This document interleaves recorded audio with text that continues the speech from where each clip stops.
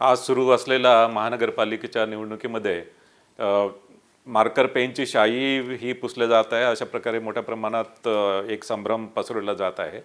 त्याबद्दल माझं सांगणं आहे की ही शाई जी आहे ती इंडेलिबल इंक आहे आणि इंडेलिबल इंक भारत निवडणूक आयोग जी इंडेलिबल इंक वापरतो तीच इंडेलिबल इंक आहे, मात्र ती मार्कर पेनच्या स्वरूपात आहे.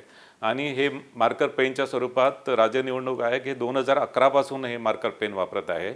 आणि यामध्ये ही शाई आहे, ही शाई ॲक्च्युली पुसली जात नाही. आणि विशेष करून ही शाई एकदा लावल्यानंतर त्याच्यामध्ये एक साधारणतः 12 ते 15 सेकंडमध्ये ती ड्राय होते आणि तितक्या कालावधीमध्ये मतदार हा मतदान केंद्रामध्येच असतो.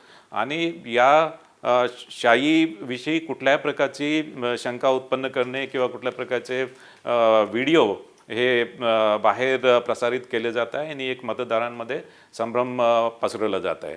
याशिवाय मला सांगायचं आहे की मतदार हा मतदान केंद्रामध्ये आल्यानंतर मतदान प्रतिनिधी असतात, जे उमेदवाराचे मतदान प्रतिनिधी असतात ते मतदाराची ओळख पटवून देतात आणि ते ओळख पटवल्यानंतर त्या मतदाराला मतदान करण्याचा हक्क असतो. त्यांना त्या मतदाराबद्दल काही ऑब्जेक्शन असेल तर ते ऑब्जेक्शन ते प्रिसाइडिंग ऑफिसरकडे नोंदवू शकतात आणि त्या अनुषंगाने त्या मतदाराची चौकशी होते.